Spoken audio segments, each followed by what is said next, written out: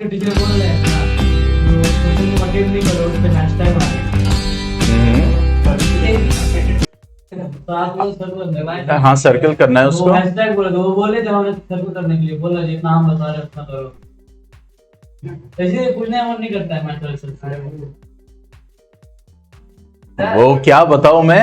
So we had our Hindi pre-board today. I will send you the paper for board. Say yes, thank you Wafa, thank you very much. बिल्कुल send कीजिए और ताकि हम उसको share कर सकें बाकी स्टूडेंट्स को। और आप लोग का जो पेपर है आज जो हुआ, जो भी होता जाए उसको सेंड करते जाइए ताकि मैं एक्सचेंज करता चला जाऊं। चलिए तो आज हम स्टार्ट करते हैं हमारा sample paper discussion math basic term 1, ठीक है। और आज इसको हमें कंप्लीट करना है। मैं अभी कहीं भागा नहीं जा रहा हूं और ना आप भागे जा रहे हैं। अभी इस गाड़ी को आगे बढ़ने दीजिए, आगे बहुत सारे स्टेशंस आएंगे, क्योंकि आज इत्मीनान से बैठो, क्योंकि आज हम सबकी बारी है और आज हमें ये कंप्लीट करना है, ठीक है। तो एकदम इत्मीनान से कुछ खाना पीना है वो भी लेके बैठ जाओ। जो ऑनलाइन वाले उनके साथ ज्यादा ये फैसिलिटी रहेगी। आज हम लोग बहुत अच्छे से पढ़ने वाले हैं, ठीक है। तो एक चीज बढ़ने से पहले मैं आपको यह बताऊं कि कुछ चीजें हैं एक्स्ट्रा मैं कल की वीडियो में जोड़ना चाहता हूं। वो स्टूडेंट, मैं डिस्क्रिप्शन में जो वीडियो मेरा ये YouTube पे देख रहे होंगे तो उनको डिस्क्रिप्शन में मिल जाएगा OMR शीट के ऊपर। और बाकी इस वीडियो को भी आगे और देखेगा, बाकी बाद में देखना चाहे देख सकते हैं। लेकिन ये चीज जो मैं अभी बता रहा हूं बहुत इंपॉर्टेंट है, ठीक है। देखो कल हमने डिस्कस किया था CBSE का OMR शीट, ओके। अब उसमें बहुत सारे कंफ्यूजन्स आए दिमाग में जो हम लोगों ने क्लियर कर लिया, ओके। अब जैसे मिसाल के तौर पर 2-3 चीजें मैं अभी बता रहा हूं कि करना क्या है स्ट्रैटेजी। जैसे मैंने आपसे कहा कि आपको सबसे पहले वो क्वेश्चंस अटेम्प्ट करने हैं जो आप कॉन्फिडेंट हैं, ठीक है। मान लीजिए आप करते चले जा रहे हैं और मैथमेटिक्स का इसी को हम लेते हैं। ये कह रहा है कि इसके 3 पार्ट्स है ABC। पहला सेक्शन 20 क्वेश्चन का है, यानी कि OMR शीट के 20 क्वेश्चन यहां तक कौन सा सेक्शन कवर कर रहा है, सेक्शन है। इसी को एग्जांपल लेके चलते हैं ना आज, ठीक है। और उसमें से हमें कितना अटेम्प्ट करना है, 16। अब बहुत ध्यान से सुनना जो मैं कहने जा रहा हूं।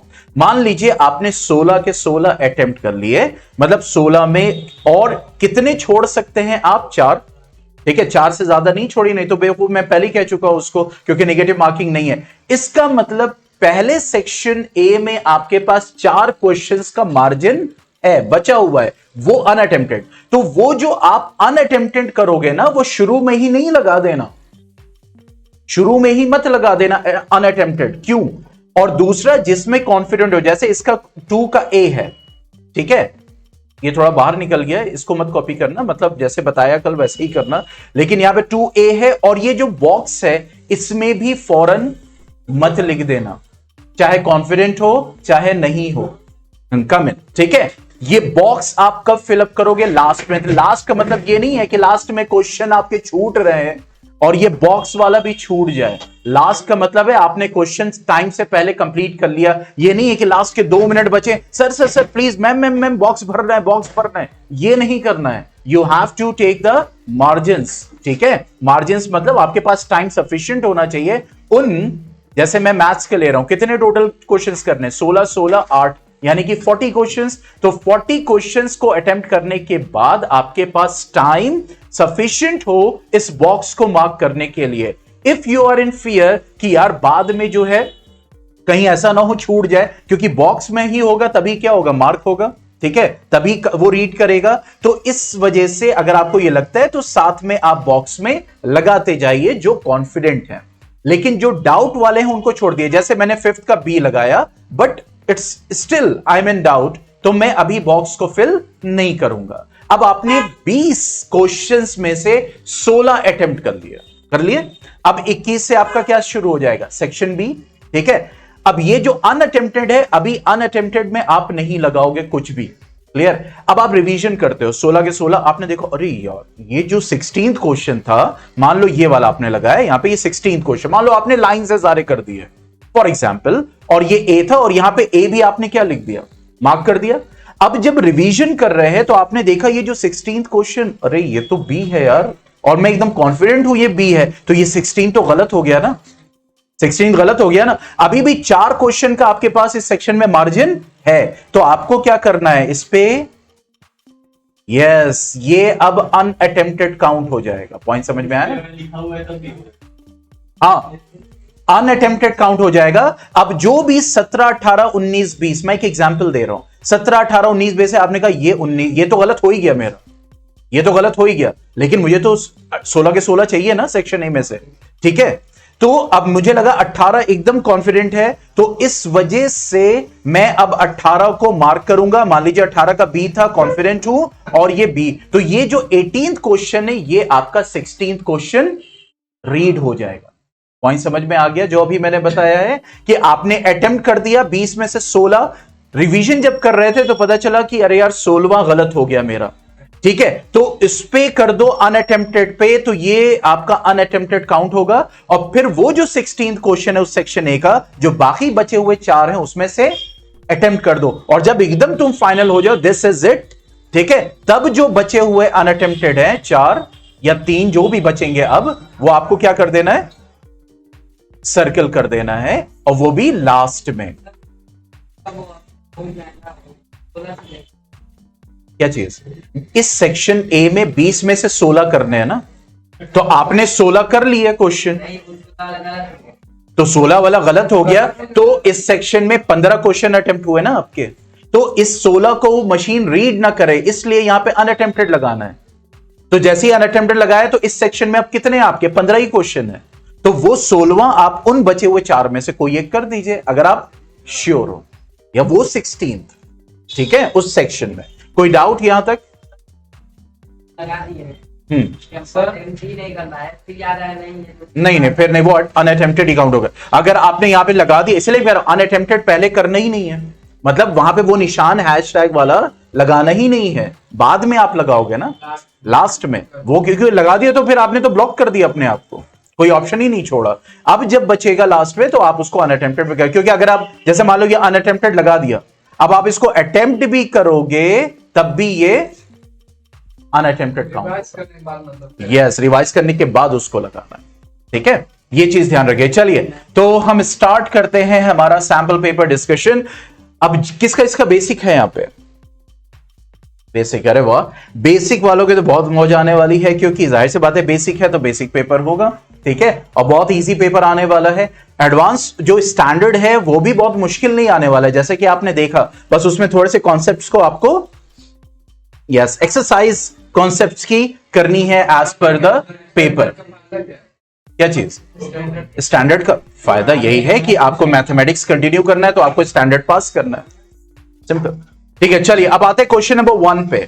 सेक्शन ए में 20 क्वेश्चन है, जिसमें से हमें क्या अटेम्प्ट करने हैं, 16 क्वेश्चन अटेम्प्ट करते हैं। तो चलिए हम करते हैं, हम तो 20 के 20 करेंगे। अब यहां पे कह रहा है, अ बॉक्स कंटेन कार्ड 6 to 50, एक बॉक्स है जिसमें 6 से लेकर 50 तक कार्ड्स मौजूद हैं। एक कार्ड रैंडमली ड्रॉ किया गया, तो ये बताइए कि परफेक्ट स्क्वायर का कार्ड निकलने की प्रोबेबिलिटी कितनी होगी। अब देखो 6 से 50 के बीच में परफेक्ट स्क्वायर कौन से होगा? पहला परफेक्ट स्क्वायर 9 होगा, 3 का स्क्वायर, फिर अगला परफेक्ट स्क्वायर 4 का स्क्वायर 16, अगला 25, देन 36, देन 49, ठीक है, यानी 6 से लेकर 50 तक 9, 16, 25, 36, 49 ही क्या होंगे? परफेक्ट स्क्वायर्स होंगे। तो कितने परफेक्ट स्क्वायर्स हैं? 1, 2, 3, 4, 5, तो ये 5 हो गया। और टोटल आउटकम्स कितने हैं? 6 से काउंट हो रहा है तो 45, यस, तो 45 हो जाएगा, तो दैट विल बी 1/9। तो हमारा पहले का क्या है? डी है, मैं एकदम कॉन्फिडेंट हूं, ठीक है, और मैंने यहां पे क्या लगा दिया? डी लगा दिया, दैट्स इट, मैं एकदम कॉन्फिडेंट हूं, मेरा पेपर अच्छा होगा। आगे बढ़ते, ठीक है, ये कह रहा है सेकंड में इन अ सर्किल, जहां पे नहीं समझ में आए रोक दीजिएगा, ऑनलाइन स्टूडेंट्स भी, ठीक है, क्योंकि बहुत सिंपल सिंपल क्वेश्चंस है, मजा आने वाला है, इधर उछल कूद करके हम सॉल्व करेंगे, हाँ, क्योंकि बहुत सिंपल क्वेश्चन है। और जिन्होंने स्टैंडर्ड लिया है, जिनको आगे मैथमेटिक्स भी नहीं लेनी है लेकिन तब भी स्टैंडर्ड ले लिया है, उनके लिए अफसोस की बात है, क्योंकि अगर वो बेसिक लेते तब तो वो 40 पे 50 लेके आते हैं एकदम बेहतरीन तरीके से। नहीं, मैं स्टैंडर्ड वालों को वो क्या कहता है, डिमोनेटाइज बोलने जा रहा था। डिमोरलाइज या डिमोटिवेट नहीं कर रहा हूं, आप लोग अच्छे से करेंगे। I know that you have got those guts. ठीक है, चलो question number 2। In a circle of diameter 42 centimetre, एक सर्कल है जिसका डायमीटर कितना है, 42 सेंटीमीटर है। ठीक है, if an arc substance an angle 60 degree, उस सर्कल का आर्क है जिसमें एंगल कितना सबस्टेंड कर रहा है, वो 60 degree at the centre, where pi value is 22/7, then length of the arc is, तो length of the arc क्या होता है, theta by 360 2 pi r, तो ये हो जाएगा 60 upon 360। अब देखो कैसे क्या कंसिडर करना है, ऑलरेडी हम स्टैंडर्ड पेपर में डिस्कस कर चुके हैं। ठीक है, ये चीज हो गई 2 into 22/7, diameter is 42, then the radius will be, ठीक है, 3 7 21 7 7, तो कितना आ गया। ठीक है, यहां पे मैं एकदम कॉन्फिडेंट हूं, तो 2 का क्या होगा, डी लगाना है, सी था, अरे गलत हो गया। चलो ये करना है, आप लोग समझ गए, मतलब ये नहीं जानबूझ के खेल रहे हैं, गलत कर रहे हो, हाँ ये नहीं कर रहे हैं, हाँ मतलब पूरा वहां पे वो चल रहा है। ओके नो, चलो बॉक्स भर दिया।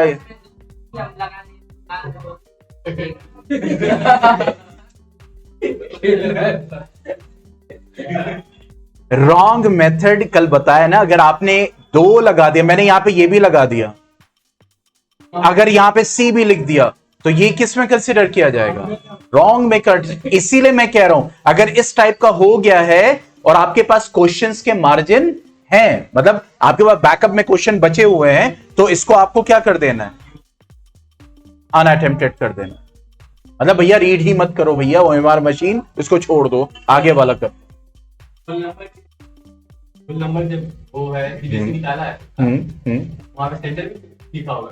हाँ, एडमिट कार्ड जब मिलेगा उस पर लिखा होगा, नहीं तो वो फिर आपका जो है शायद होम अपने स्कूल में ही होने वाला है, अपने स्कूल में ही होने वाला। मैंने क्योंकि हॉल टिकट किसी का देखा नहीं है। ठीक है, now coming to question number 3, hall ticket wall ticket बाद में। इधर if sine theta is equal to X, क्या बोल रहा है, साइन थीटा की वैल्यू क्या है, एक्स है, और सेक थीटा की वैल्यू क्या है, वाई। देखो ये कॉस थीटा नहीं है, सेक थीटा है। ठीक है, तो कह रहा है टैन थीटा क्या होगा। अब देखो टैन थीटा क्या हो जाता है, sine theta upon cos theta. ठीक है, कॉस थीटा सेक थीटा क्या होता है, इनवर्स, यानी अगर सेक थीटा y है तो कॉस थीटा 1/y होगा। तो साइन थीटा की वैल्यू क्या है हमारे पास, x। ठीक है, और यहां पे क्या लिखेंगे, 1/y, तो x और y मल्टीप्लाई होगा, क्या आएगा, दैट विल, यही होगा, दैट इज a। तो यहां पे हम कॉन्फिडेंट हैं, तो बिल्कुल थर्ड का क्या लगाएंगे, a, और जो एकदम कॉन्फिडेंट है उसको यहां पे आप फिलअप कर दीजिए, अपने टाइम को रिड्यूस। मैं अभी भी कह रहा हूं, अगर सारे बॉक्सेस लास्ट में भरेंगे तो हो सकता है आपके पास टाइम ही ना बचे, तो ये गलती नहीं करना है। जो कॉन्फिडेंट है उनको उसी वक्त बॉक्स में पुट अप कर दीजिए, दैट्स इट, सारा खेल ही वहां खत्म। Okay, now coming to question number 4, what it says, the pair of linear equations y is equal to 0 and y is equal to -5 has। अब देखो लीनियर इक्वेशन नहीं है, y is equal to 0, अब यहां पे x नहीं है तो इसका मतलब ये है 0x plus y। ठीक है, यहां पे क्या है, y is equal to -5, इसका मतलब ये भी क्या है, 0x plus y is equal to -5। ठीक है, अब यहां पे a1 by a2 क्या है, 0 हो गया। ठीक है, b1 by b2 क्या है, क्या हो जाएगा, 1, तो a1 by b2 is not equal to b1 by b2, तो क्या होता है, 1 सॉल्यूशन। ठीक है, तो ये हमारा हो जाएगा क्वेश्चन नंबर 4। कितना हो गया, यस यस। यहां पे क्या हमें करना है,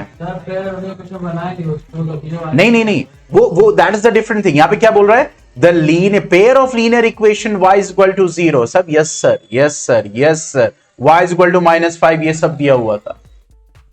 अब ये कह रहा है कि ये जो लीनियर इक्वेशंस है इसका वहां पे दिया हुआ है नो सॉल्यूशन, वो तो आपको कॉन्ट्रडिक्ट करने के लिए मैंने दिखाया, लेकिन क्यों नो सॉल्यूशन आ रहा है और यहां पे हम क्यों पढ़ रहे हैं, दैट इज द, मेरा कैसे यूनिक सॉल्यूशन आया। मैंने आपके सामने इसको रखा, that is 0x plus Y is equal to 0, आपने कहा यस सर। फिर उसके बाद मैंने लिखा इसको 0x plus Y is equal to -5, आपने कहा यस सर। और फिर उसके बाद यूनिक सोल्यूशन होगा, वन सोल्यूशन होगा, इनफाइनाइट मेनी सोल्यूशन होगा, तो वो किससे चेक करते हैं? इसी से करते हैं। अगर ये वाली सिचुएशन है तो मैनी सोल्यूशन, ये वाली सिचुएशन है इसमें तो आना ही नहीं है बाद में, इक्वल हो या ना हो, तो वन सोल्यूशन। और a1 by a2 is equal to b1 by b2 है, not equal to c1 by c2 है, दैट मींस नो सोल्यूशन। तो कहां पे गलती हुई? जैसे ही मैंने आपसे कहा a1 by a2 equal to a, yes, a1 upon a2 है 0 अपॉन 0, तो ये 1 आएगा ना। तो जब मैंने 0 बोला तो सब क्यों यस सर यूं यूं कर रहे थे? 0 by 0 क्या होगा? 1 होगा कि नहीं होगा? हाँ भाई कश्यप भाई, 0 by 0 1, b1 by b2 यहां पे क्या हो जाएगा? +1 + 1, तो क्या हो जाएगा? 1। और c1 by c2 क्या हो जाएगा? That will give you 0 upon -5, that will give you what? 0। क्या हो गया? तो यहां पे a1 by क्यों डिवाइड करें 0 से 1, तो 0 अपॉन 0, 10 0 10 10 0, यस, तो ये तो नॉट डिफाइंड होता है ना। तो यहां पे 1 की वैल्यू हो सकती है कि नहीं हो सकती है? Yes, that's it. तो इसी वजह से इसका क्या होगा? Sorry, that is no solution. अरे 0 by 0 0 भी हो सकता है, 1 भी हो सकता है, लेकिन 0 को 0 से डिवाइड करोगे, 0 1 0, दैट विल बी व्हाट? 0 2 0 भी तो यस, वही तो कह रहे हैं। तो इसका कोफिशिएंट जो उसका जो कोएफिशिएंट होता है वो नॉट डिफाइंड होता है ना, कोई भी हो सकता है। तो 1 भी हो सकता है कि नहीं हो सकता है? That's it. तो यहां पे वही चीज कह रहे हैं, 2 भी अगर होगा तो we have to see in particular with b1 and b2 ना। ये बताओ, a1 by a2 is not equal to b1 by b2, पहले चेक हो जाएगा, ये क्या हो जाएगा? That will B one solution, ठीक है। लेकिन 0 by 0 can give you also what? 1। Point समझ में आया? क्योंकि यहां पे जब आप 0x प्लस y कर रहे हो तो क्या x की वैल्यू 0 रहेगी? नहीं रहेगी ना। वहां तो क्योंकि x की तो कई सारी वैल्यूज हो सकती है, लेकिन y की वैल्यू सिर्फ क्या रहेगी यहां पे? 0। पॉइंट समझ में आया?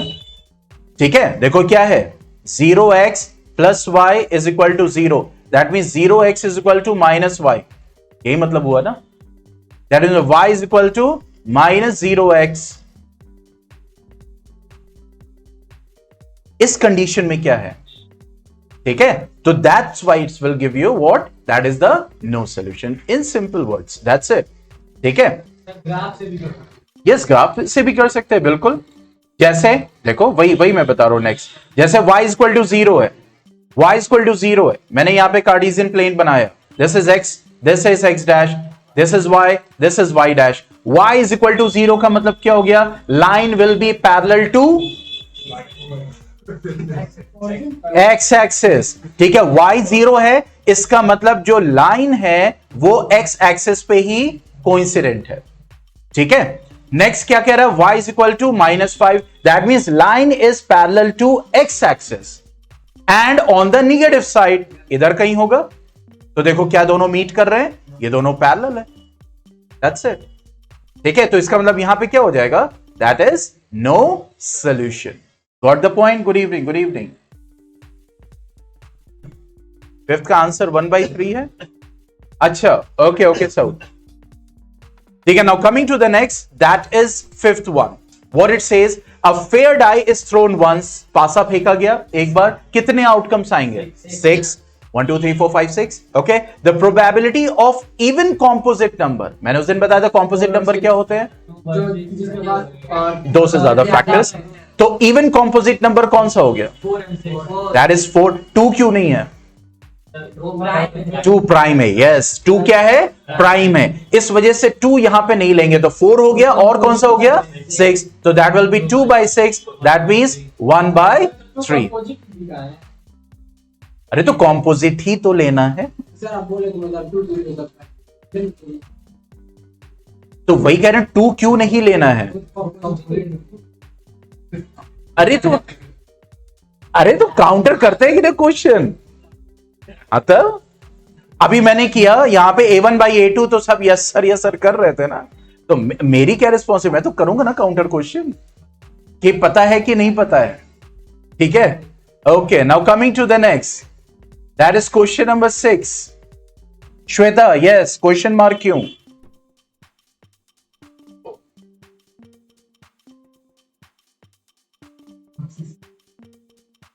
के हो गए हो भाइयों?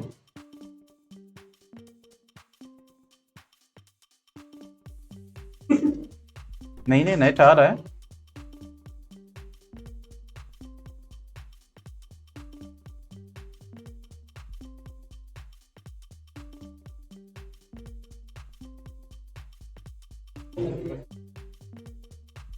आदित्य कह रहा क्यों पूछ रहा, 2 क्यों होगा?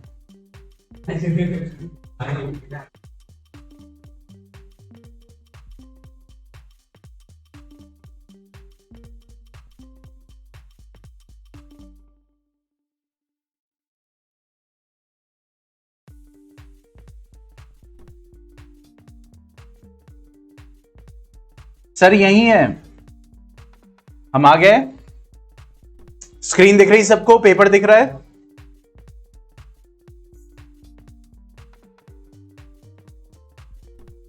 Okay, now coming to question number 6, what it says: 8 chairs, 5 tables cost rupees 10,500. 5 chairs, 3 tables cost 6,450.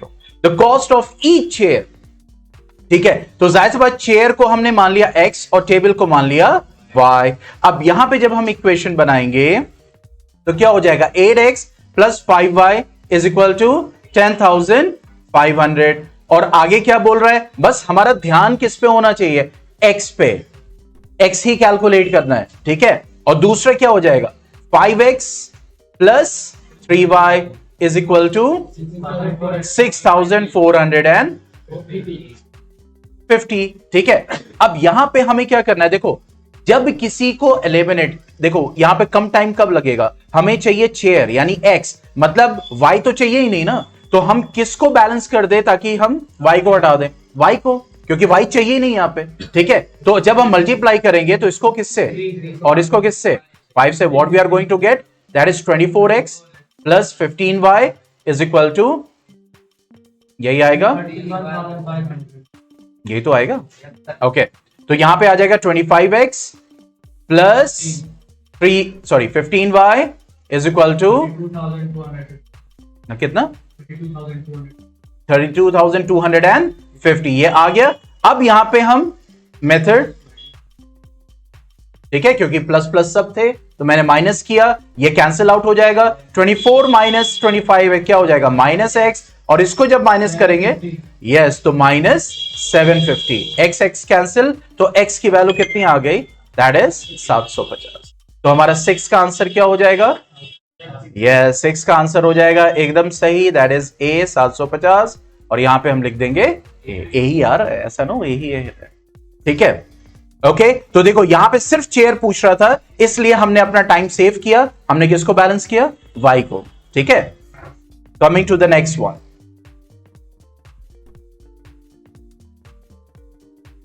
अब देखो क्वेश्चन नंबर 7 में क्या बोल रहे हैं? If cos theta plus cos square theta is equal to 1, the value of sin square theta plus sin to the power 4 theta. ये कह रहा है cos theta plus cos square theta की वैल्यू 1 है, तो sin square theta plus sin to the power theta की value क्या होगी? ठीक है, -1, 0, 1 एंड 2, इन चारों में से कोई सी भी हो सकती है। अब ये गिवन है, ठीक है, ये गिवन है, और इसको हमें क्या करना है? सॉल्व करना है। We have to find the values. कैसे करेंगे?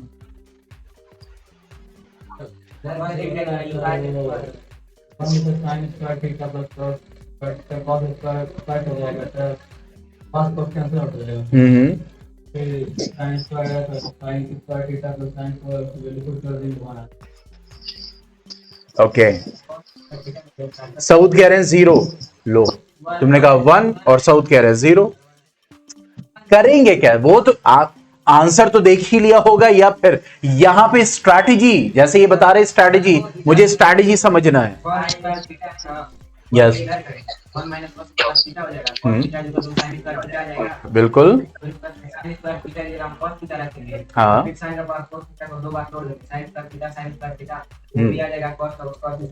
फिर यस, यहां पे क्या करेंगे? यस ऑनलाइन स्टूडेंट्स, इनसे तो देख लें, अगर कोई लंबा चौड़ा स्टेटमेंट है तो माइक ऑन कर सकते हैं।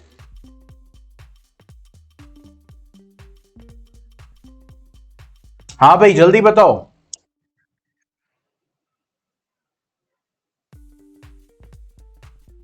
यहां पे है स्क्वायर, यहां पे है टू द पावर 4, यानी ये जो है ये साइन स्क्वायर थीटा का स्क्वायर है।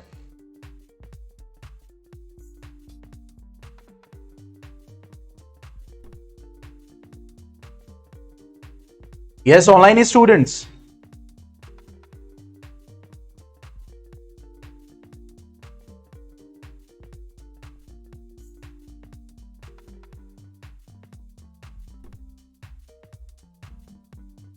सोचो ये बेसिक पेपर का क्वेश्चन है, यानी बेसिक स्ट्रैटेजीज अप्लाई होंगी।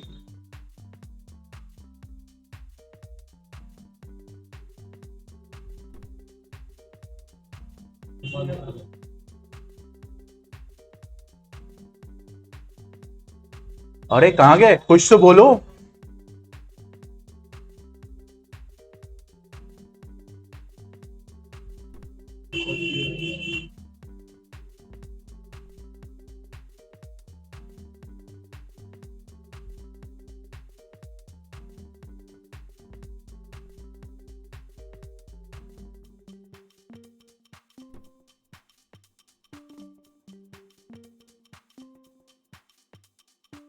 यस ऑनलाइन स्टूडेंट्स, आवाज आ रही है मेरी?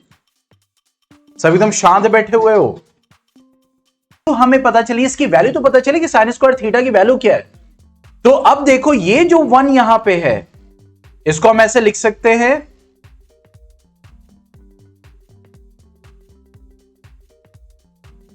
हमें सिंपल वे में सॉल्व करना है। ये कैंसिल आउट हो गया, मतलब कॉस थीटा की वैल्यू क्या है?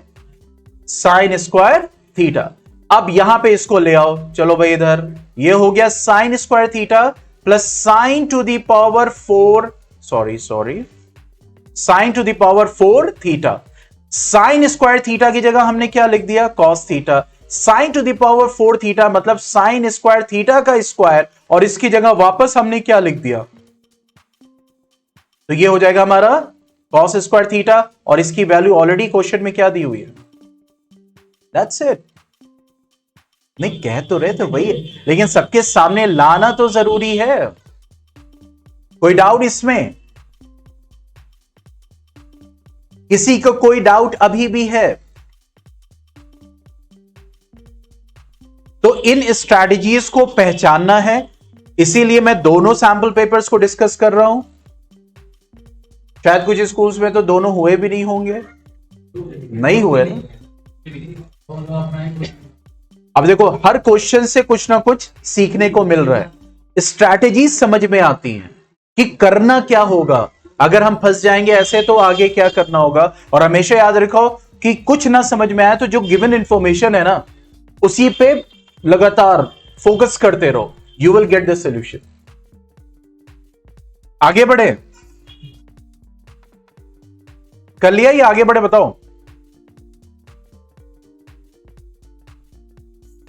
हाँ भाई रेड सिग्नल दो। 1 minute sir. Okay okay write down, कोई दिक्कत नहीं भाई। आप लोग अपने घर पर कॉल कर दीजिए कि खाना वाना खा के जो है आएंगे। किसके घर से कॉल आ सकती है? हाथ ऊपर करो कि कहां है बच्चा? पीयूष और सब एकदम ना ओके। बाकी सब तो घर ही में अपने। नहीं अगर ज्यादा आपको देर लगेगा तो बिल्कुल जाके मैं थोड़ी देर पॉज कर दूंगा, घर पहुंच जाओ। ओके आगे बढ़ते हैं।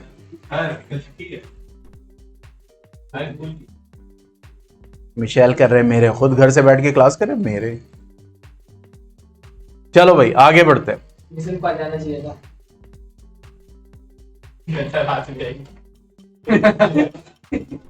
चलो कमिंग टू द 8, बहुत सिंपल, द डेसिमल रिप्रेजेंटेशन।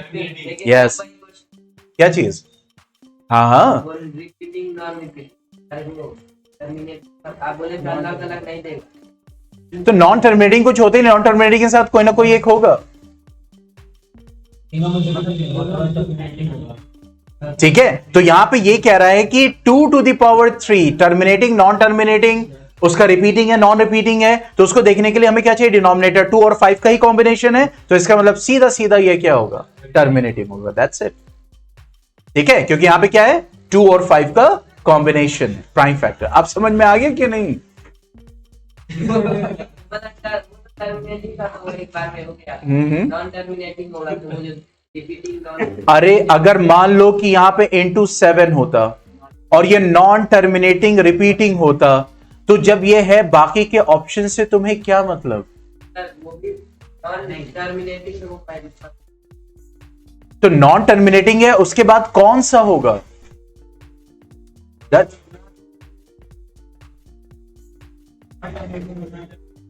यहां जब नॉन टर्मिनेटिंग और नॉन टर्मिनेटिंग रिपीटिंग साथ में होगा, non terminating repeating is the correct answer, तो ये क्यों करेक्ट होगा? हमेशा ही वो नॉन एक साथ आएगा। ये नहीं कुछ होता है, मैं यही कह रहा हूं, ये नहीं कुछ होता है। नॉन टर्मिनेटिंग है तो उसके साथ या तो रिपीटिंग या तो नॉन रिपीटिंग। इर्रेशनल, ये इर्रेशनल होता है।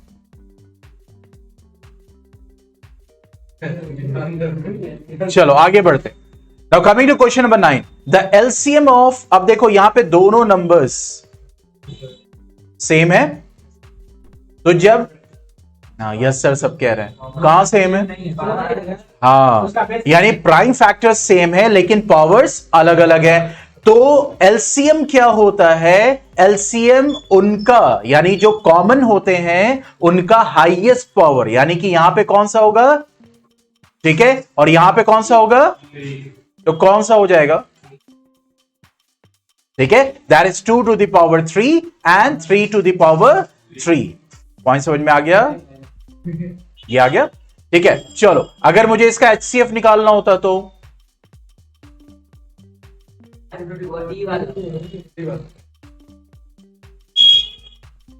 एचसीएफ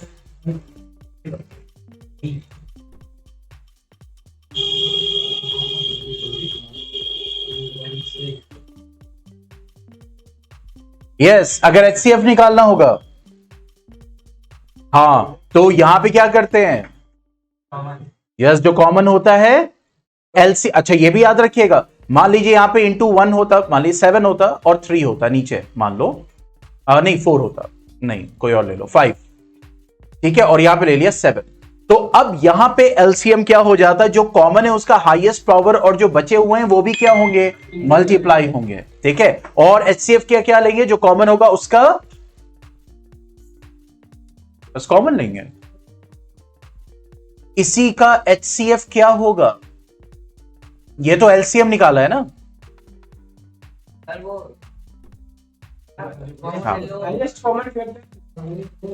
तो लेंगे क्या? आंसर क्या होगा?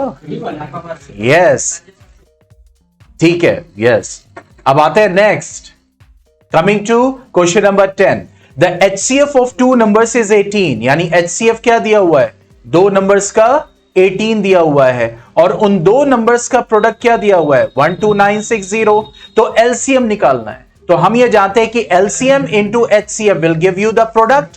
तो एलसीएम क्या हो जाएगा? That will B 12960 upon 18। कितना आएगा जल्दी बताओ? ठीक है, 420। ओके, 720 नॉट 420, 720, कोई 420 यहां पे नहीं है। चलो आगे बढ़ते हैं। देखिए, लेकिन पता है बड़ा तकलीफ हो रही, सीबीएसई में पहली बार हो रहा है, हाथ बना बना के डायग्राम दे दिया है, मतलब इतना टाइम भी नहीं था इनके पास कि इसको वो अच्छे से सेट करा लेते, किसी सॉफ्टवेयर में बनवा लेते। बहुत अफसोस हो रहा है। चलो यहां पे कह रहा है in this figure DE is parallel to BC. अब पैरेलल हो गया, वो थ्योरम दिमाग में आ जाना चाहिए। ये जो छोटा मोटा ट्राइंगल है ये बड़े ट्राइंगल के क्या हो जाएगा, सिमिलर। वो सब माइंड में आ गया ना, ठीक है। चलो कह रहा which of the following is true, कौन सा ट्रू है। अब देखो ये जो ऑप्शन है ये दिए हुए हैं एक्स, वाई, ए और बी के टर्म्स में। तो इसका मतलब ये हो गया कि अगर हम इसको लें that is A D E और ए बी सी, ठीक है। तो यहां पे ए ई क्या हो जाएगा, ए, ये क्या हो जाएगा एक्स, ए सी क्या हो जाएगा ए प्लस बी और बी सी क्या हो जाएगा वाई। तो अगर हम इसको ले तो यहां पे एक्स अपॉन वाई हो जाएगा ए अपॉन ए प्लस बी, ठीक है। तो यहां पे देखो क्या ऑप्शन आ सकता है, x is equal to A plus B upon A Y का मतलब कि y इधर गया तो ये A Y upon A plus B आना चाहिए ना। तो इसका मतलब ये ऑप्शन क्या हो जाएगा, गलत। y is equal to A X, तो अगर y न्यूमरेटर में है तो a प्लस बी एक्स के साथ रहेगा। तो इसका मतलब ये भी ऑप्शन क्या हो गया, गलत। अब इसका आते तो देखो x अगर न्यूमरेटर में है तो y, यस, तो c will be the option, क्योंकि y इधर ले जाएंगे तो ये आ जाएगा ए Y upon A plus B. Any doubt किसी को, कोई डाउट हो। अच्छा 9th क्वेश्चन नहीं समझ में आया बेटा, ये आपकी प्रॉपर्टी होती है ना HCF और LCM निकालने के लिए। एनसीईआरटी में दिया हुआ है कि जब आप LCM निकालते हैं, जैसे यहां पे कोई दो नंबर है, एक नंबर है 2 क्यूब इंटू 3 स्क्वायर और दूसरा है 2 स्क्वायर इंटू 3 क्यूब। अब ये इनका प्राइम फैक्टराइजेशन है, तो एलसीएम अगर निकालना होगा तो जो कॉमन है प्राइम फैक्टर, यहां भी 2 है यहां भी 2 है, तो हाईएस्ट पावर वाला लिया जाएगा एलसीएम में,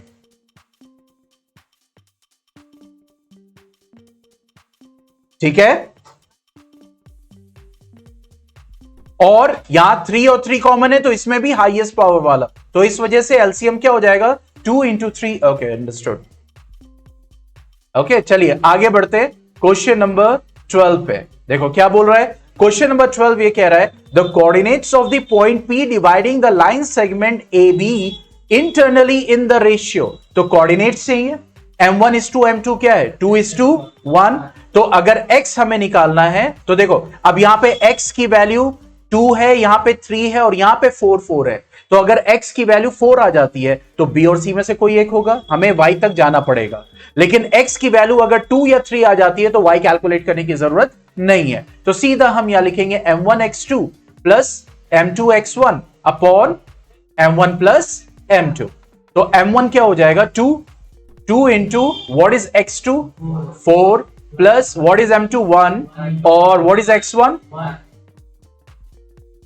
और 2 प्लस 1 क्या हो जाएगा 3। ये हो जाएगा 8 plus 1 upon 3, that means it is going to give you 3। तो D will be the option, that's it.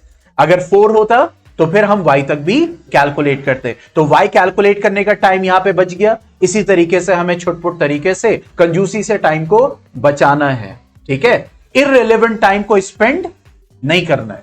Coming to question number 13, prime factorization. अब तो ये कर लोगे भैया 3825 का प्राइम फैक्टराइजेशन। भैया अब ये तो नहीं सॉल्व करा रहा हूं मैं, हाँ ठीक है। सी इसका ऑप्शन होगा, यहां पे देख ले रहे हैं, ठीक है। प्राइम फैक्टराइजेशन सब कर लेंगे, गोइंग, हाँ 13, ठीक है, that is C. Okay prime factorization सब कर सकते हैं। कमिंग टू द नेक्स्ट, अब देखो इससे खतरनाक फिगर मैंने आज तक नहीं देखा।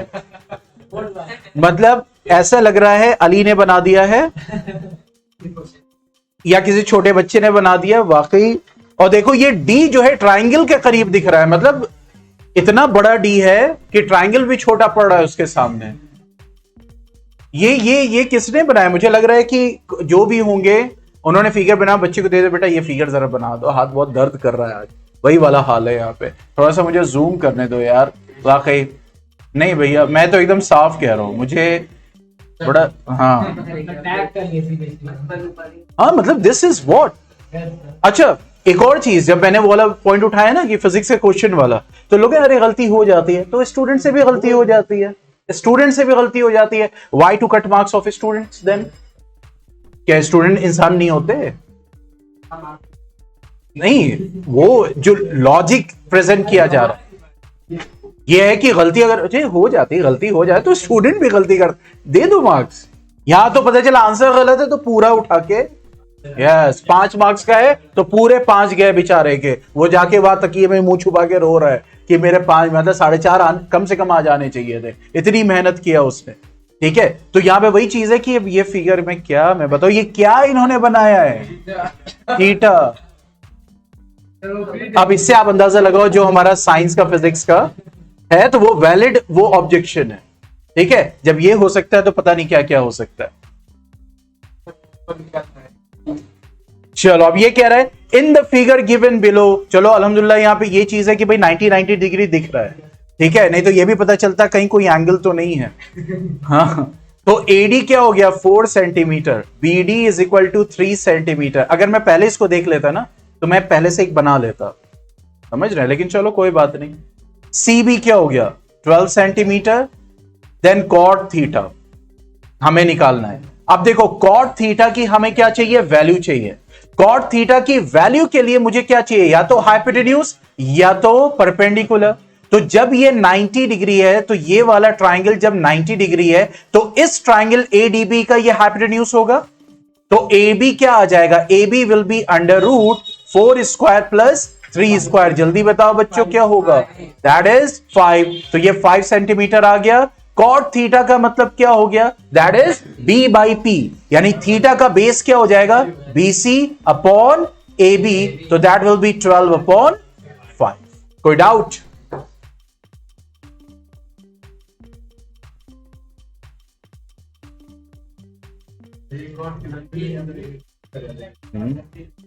कोई डाउट इसमें?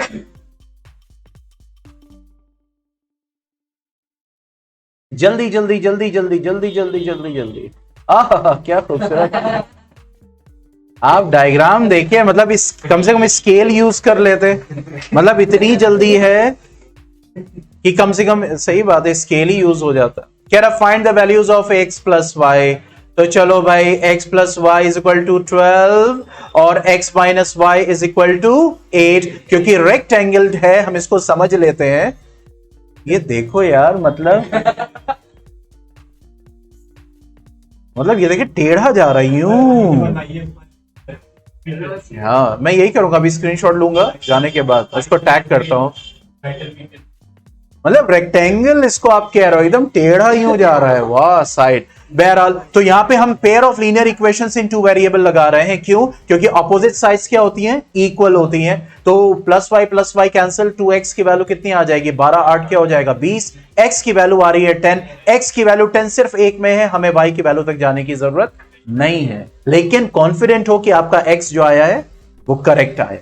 ठीक है, तो यहां पे x की वैल्यू क्या आ जाएगी 10। अपोजिट साइड्स ऑफ रेक्टेंगल हमने लगाया, इसी वजह से x प्लस वाई को इक्वेट कर दिया 12 से और x माइनस वाई को इक्वेट कर दिया 8 से। चलिए जिसकी बेसिक होगा तब तो मुझे लग रहा है हाथी से पेपर ना बना दे। चलो नेक्स्ट। हाँ, ये सब देखते हुए मैं एक बात आप लोग को कह दूं कि जब आप लोग को OMR शीट मिले तो कृपया करके please you must see all your details, बहुत अच्छे से देखना डिटेल्स को।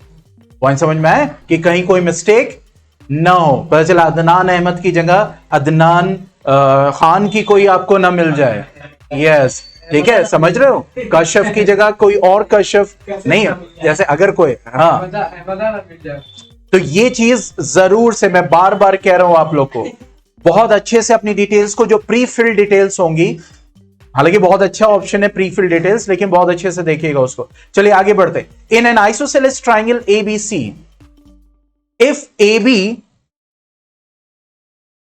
AC is equal to BC, यानी कि एक आइसोसेलेस ट्राइंगल है, मैं भी वैसे ही बनाऊंगा, लो दैट इज ABC। तो कह रहा AC और BC इक्वल है, okay, and AB square is equal to 2AC square, यानी AB स्क्वायर जो है वो 2AC स्क्वायर के बराबर है। चलो ठीक है। Then the measure of angle C is, यानी ये वाला एंगल का मेजरमेंट क्या होगा। ठीक है, हालांकि ट्राइंगल आइसोसेलेस है और यहां पे मैंने एक टिपिकल आइसोसेलेस बनाया है। ठीक है, अब यहां पे अगर ये कह रहा है कि साइड्स इक्वल हैं, तो ऑब्वियसली अगर ये x है तो ये भी क्या होगा, x होगा। ठीक है, दूसरा ये कह रहा है कि इस इंफॉर्मेशन का मतलब क्या हुआ, क्योंकि अगर मुझे निकालना है तो AB स्क्वायर 2AC स्क्वायर के बराबर है। इसका मतलब क्या हो गया कि AB square upon AC square क्या हो जाएगा, 2/1। तो फिर इससे क्या, हमें क्या बेनिफिट होने वाला है इससे, इस इंफॉर्मेशन से?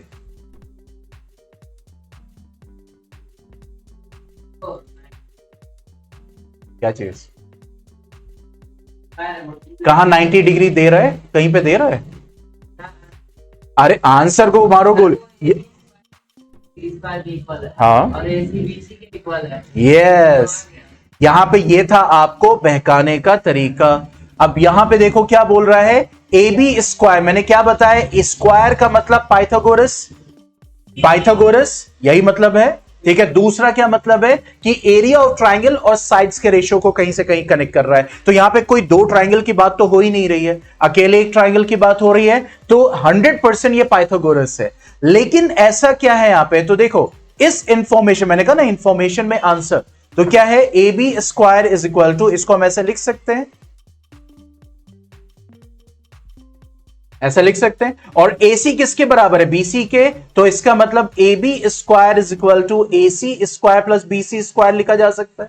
और ये कब होता है, जब एक राइट एंगल ट्राइंगल होता है, ये पाइथागोरस थ्योरम है, इस वजह से एंगल C क्या होगा, 90 डिग्री होगा। पॉइंट समझ में आया? तो देखो यहां पे AB स्क्वायर है, स्क्वायर का मतलब पाइथागोरस, क्यों, वो मैंने कंडीशन आपको बता दी, why you should be confident for Pythagoras. उसके बाद ये भी तो एक गिवन इंफॉर्मेशन है, इसका कहीं यूज होगा, तो वो था यहां पे पाइथागोरस थ्योरम को बनाना। कोई डाउट? ओवर। तुम्हारा एहसान मैं जिंदगी भर नहीं भूलूंगा।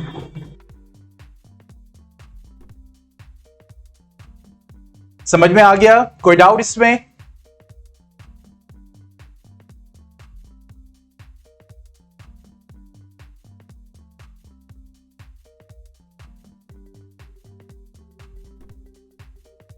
भाई आप लोग बताइए, जितने ऑनलाइन कनेक्टेड है, thank you, thanks a lot, जितने ऑनलाइन कनेक्टेड उसमें से कल किसका पेपर है?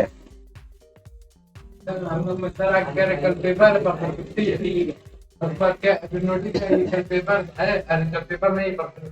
अरे मैं तो एक इंफॉर्मेशन अभी बताऊंगा, उससे तो मतलब अरीशा आपका है, अरीशा आप तो LFCS में है ना,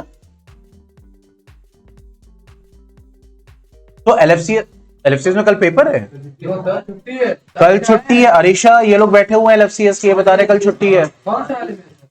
अच्छा कौन से वाले में भाई, ये भी है मऊ। बेटा यहाँ पे मऊ वाले भी हैं, घोसी वाले, कोपागंज, सफदरगंज, हर जगह के बैठे हुए हैं। तो अच्छा वो मैंने ये क्वेश्चन रेस कर लिया। अच्छा मैं इस अभी बता दो मैंने ये क्वेश्चन क्यों पूछा। ये लोग बता रहे भाई छुट्टी है। अरीशा एक बार आप कंफर्म कर ले स्कूल में। मऊ। चलिए आगे बढ़ते हैं। इफ -1 इज अ जीरो, इधर if -1 is the zero of this polynomial, और ये पॉलिनोमियल क्वाड्रेटिक है, ठीक है, देन अदर जीरो इज, अब ये कह रहा है एक जीरो की वैल्यू ये है, यानी अल्फा इज -1, तो you have to calculate what, beta. अब देखो अल्फा और बीटा का कनेक्शन पता होता है, यानी कि आप इसको कैलकुलेट कर सकते हो अल्फा बीटा के साथ, यानी अल्फा प्लस बीटा करके, या फिर अल्फा इंटू बीटा के फॉर्म में भी कर सकते हैं, प्रोवाइडेड की वैल्यूज क्या दी हुई हैं। तो अब अल्फा प्लस बीटा क्या होता है, -b/a, तो ये हो गया -1, बीटा हमें कैलकुलेट करना है माइनस, और b की वैल्यू कितनी दी हुई है, -7। यहां पर ये रखने में बहुत ध्यान देना है आपको। अक्सर बच्चे -b अगर है और यहां पे भी माइनस है तो उसको माइनस ही रखते हैं, मतलब पूरी वैल्यू ही क्या रख देंगे, माइनस। तो यहां पे ये इंपॉर्टेंट है, मैं बार बार इस पे इंफेसिस कर रहा हूं। और बचा a की वैल्यू यहां पे क्या हो गई, 1। अब ये हो जाएगा +7, -1 इधर ट्रांसपोज होगा, +1 हो जाएगा, दैट मींस 7 + 8 1, दैट इज 8। तो देखो -8 भी दिया हुआ है, समझ रहे हो? तो यहां पे आंसर क्या होगा, 8। ठीक है, हाँ हाँ, -7 भी दिया हुआ है, यस। अच्छा दूसरी चीज, अब देखो यहां पे जो बता रहा हूं बहुत इंपॉर्टेंट, आप कहेंगे सर इंपॉर्टेंट होता है, यस, उसके टाइम पे इंपॉर्टेंट होता है। अब मान लो ये डाउटफुल था, मतलब आपने 8 तो कैलकुलेट कर लिया, लेकिन अभी भी है कि शायद -8, आपका आंसर 8 आ गया है, लेकिन मैंने क्या कहा है कि अभी बॉक्स में तब लगाना है जब आप एकदम कॉन्फिडेंट। अब जो डाउटफुल वाले हैं उन्हीं को आप रिवाइज करोगे, पहले रिवाइज करोगे ना, क्योंकि उनको बॉक्स में भी लगाना है, और अगर गलत हुए तो अनअटेम्प्टेड भी लगाना है। ठीक है, तो मान लीजिए आप रिवीजन इसका कर रहे थे, देखा अरे यार ये तो -8 आ, तो आप क्या करोगे आप? ठीक है, यानी बॉक्स अगर खाली है, बॉक्स अगर खाली है, अनअटेम्प्टेड नहीं फौरन कर देना है। बॉक्स अगर खाली है तो वहां पे क्या लिख दोगे? ए, क्योंकि डी आपने 17 है ना, 17 पे आ जाते हैं, चलो लेट्स हैव 17 दिस वन। ठीक है, हमने किस पे लगा दिया?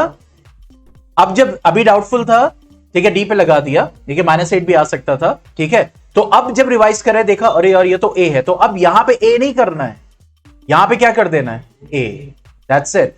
अगर यहां पे कर दिया तो सर क्या करें? तो चुपचाप उस पे यस ये कर दो और आगे बढ़ जाओ, और समझ लो कि ऊपर वाले की तरफ से ये सब था, लापरवाही के साथ साथ। चलो, coming to question number 18, what it says, in a throw of a pair of dice कितने outcomes? 36, the probability of the same number on each dice। अब देखो सेम नंबर यानी 1 1 2 2 3 3 4 4 5 5 6 6, only 6 outcomes will be there, so that will be 6 upon 36, so the answer will be A। any doubt? Sheezan +8 होगा, ठीक है।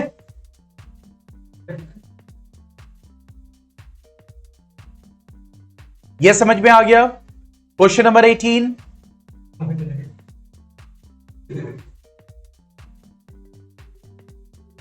चलो, coming to question number 19, the mid point क्या बोल रहा है? मिड पॉइंट, ठीक है, of this point and this point, क्योंकि ये कोऑर्डिनेट्स लिखे हुए हैं, इज दिस, मान लो ये ए है और ये बी है, तो इसके बीच में जो लाइन है उसका मिड पॉइंट सी है, जिसके कोऑर्डिनेट्स क्या दिए हुए हैं?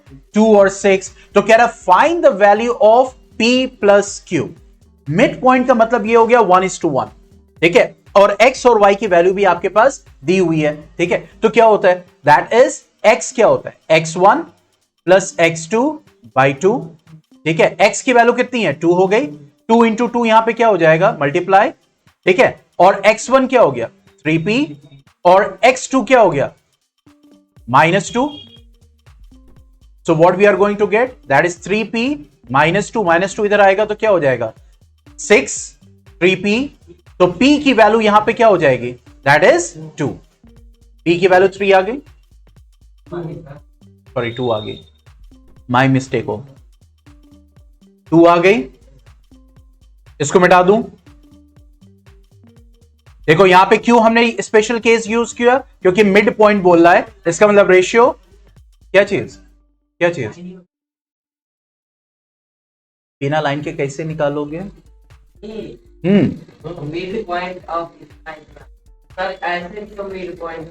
अच्छा, मतलब यहां पे एक पॉइंट है और इसका ये पॉइंट है, इसको मिड पॉइंट बोलोगे? नहीं, तब क्या? यस, लाइन का ही मिड पॉइंट बोलोगे ना। मिड पॉइंट किसका बोलोगे? रास्ते का बोलोगे ना। ये इस पॉइंट को बोलोगे इक्विडिस्टेंट, ठीक है। पॉइंट समझ? अच्छा हुआ रेज किया आपने क्वेश्चन। मिड पॉइंट मतलब है, तो इसका मतलब क्या हो गया? बीचों बीच आ रहा है, जैसे अदनान एकदम मिड पॉइंट पे है इस वक्त, हमारे और तुम्हारे बीच में, ठीक है। तो ये मिड पॉइंट कहलाएगा। लेकिन इस वक्त जो शिवम बैठे हैं या आदित्य बैठे हैं, ठीक है, ये क्या कहलाएंगे? इक्विडिस्टेंट।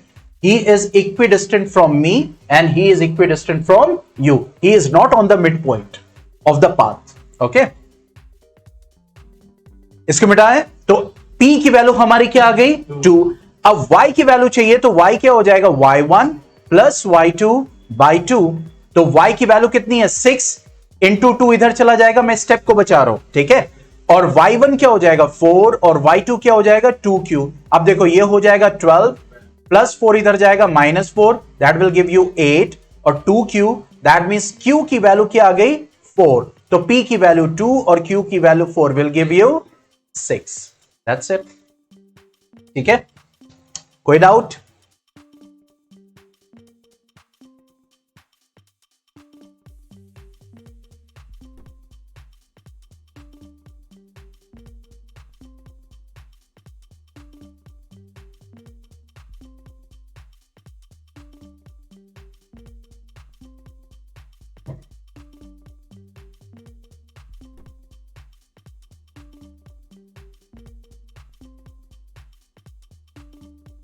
अच्छा, जो बच्चे टेलीग्राम पे नहीं है, कल मैंने पेपर सेंड किया, वो मैंने टेलीग्राम पे सेंड किया है, तो टेलीग्राम पे अपने आप को अकाउंट बना के मुझे टेलीग्राम करें ताकि मैं उनको टेलीग्राम कर सकूं पेपर्स। ठीक है, जैसे जायफ आपका नहीं है टेलीग्राम पे, आई थिंक, और कौन नहीं है, वफा आप नहीं है टेलीग्राम पे। असल में टेलीग्राम का एक एडवांटेज ये होता है कि आपकी जो फाइल होती है ना, वो एज इट इज पहुंचती है, यानी उसके रेजोल्यूशन पे कोई फर्क नहीं पड़ता है। व्हाट्सएप पे जब भी आप कुछ शेयर करेंगे तो रेजोल्यूशन ऑटोमेटिकली रिड्यूस हो जाएगा।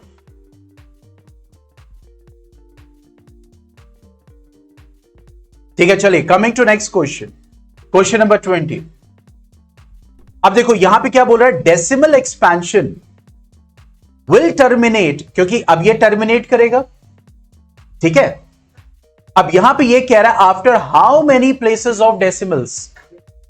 ठीक है, अगर वैसे नहीं समझ में आ रहा है तो जो एनसीईआरटी की मेथोडोलॉजी है, जैसे एक और एग्जांपल, चलो मैं जैसे मान लो कि 23/2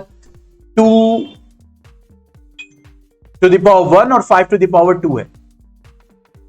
ठीक है, अब कितने डिजिट्स के बाद ये क्या करेंगे, टर्मिनेट करेंगे। तो सीधा तरीका क्या है कि आप क्या करो, अब यहां पे 2 है तो इसका मतलब इसको भी पावर आपको क्या करना पड़ेगा, क्यों, क्योंकि जब दो बेस अलग अलग होते हैं, पावर सेम होती है और क्या हो रहे होते हैं, मल्टीप्लाई, तो ये बेस मल्टीप्लाई हो जाते हैं, पावर एक बार आ जाती है। ठीक है, तो अब यहां पे हमें मल्टीप्लाई करना पड़ेगा 2 टू द पावर 1 से, और यहां भी 2 टू द पावर 1 से, और ऑलरेडी यहां पे क्या है। ठीक है, अब ये हो जाएगा 2 टू द पावर 2, अब सिर्फ डिनोमिनेटर पर फोकस करना है, और ये हो जाएगा 5 to the power 2, that means 10 to the power 2, that means 100, दो जीरोस, इसका मतलब 2 डेसिमल प्लेसेस के पास, दैट्स इट। तो या फिर इससे ऑप्ट कर ले अगर उससे कंफ्यूजन हो रहा है। ठीक है, ओके।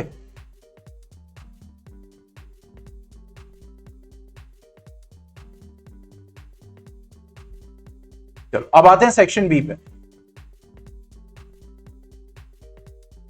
अब सेक्शन बी में भी 16 क्वेश्चंस आपको करने।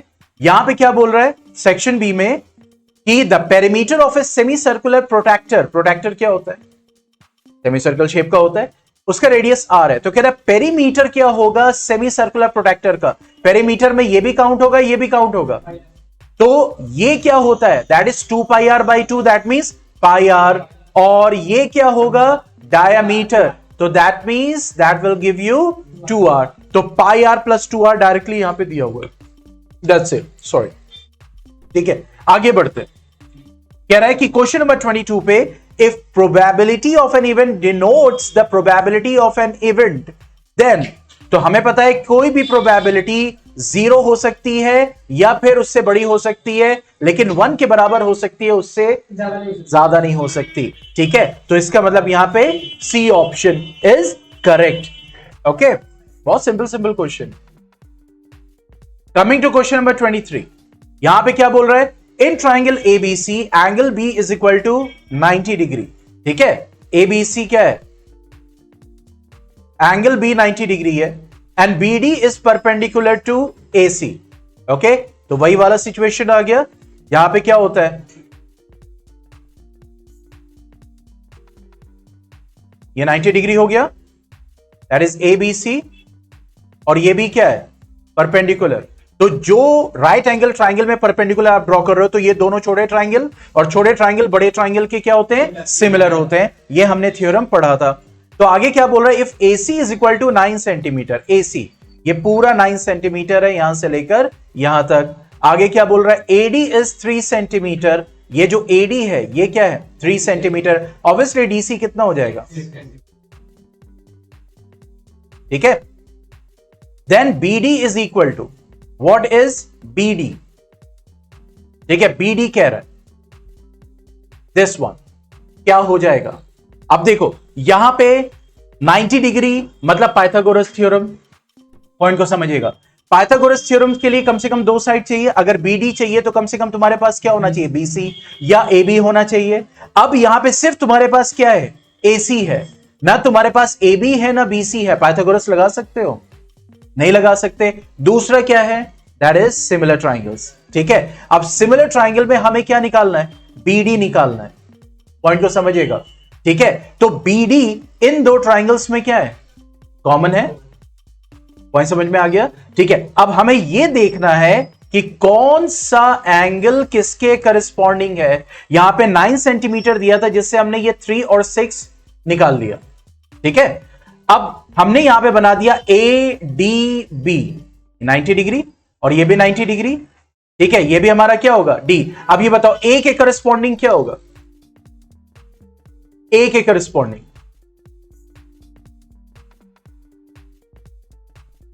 जल्दी बताओ, एंगल A के करस्पॉन्डिंग क्या होगा? हम ले रहे हैं ABD और BDC, ये दो ट्राइंगल, क्योंकि इन्हीं दोनों के साइड्स हमारे पास हैं।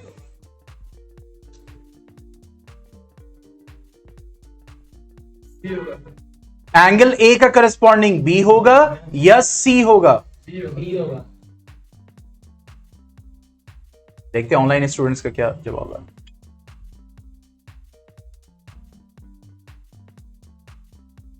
शिजान मोहम्मद ने मैसेज नहीं पढ़ा अभी, मैंने वो अजीजा पे व्हाट्सएप किया है, अरे व्हाट्सएप कह रहा हूं, अनाउंसमेंट में किया है।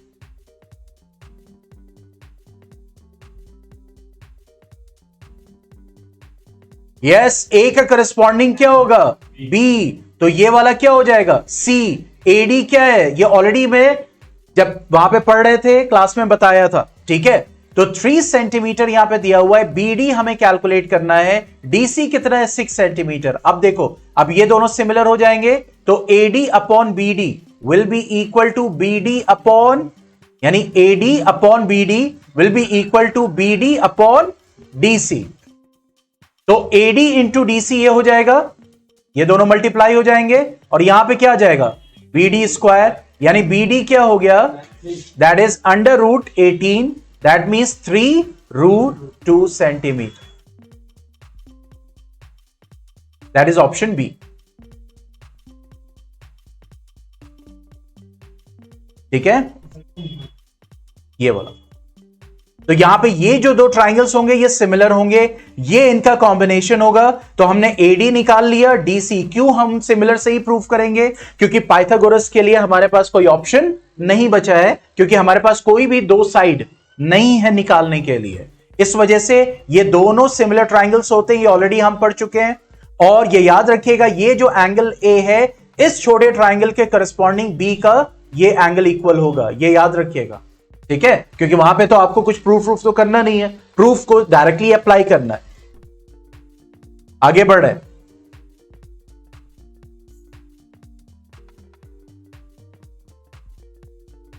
Now coming to question number 24। पता नहीं मैंने उस पर रिकॉर्डिंग ऑन किया था कि नहीं, अरे जब वो डिस्कस कर रहे थे एनसीईआरटी वाला, शायद भाई बीच में पॉज करो तो यही दिक्कत हो जाती है। मैं बीच में भूल गया था ना उसको। चलो बहरहाल अभी तो ऑन है, रिकॉर्डिंग भी ऑन है।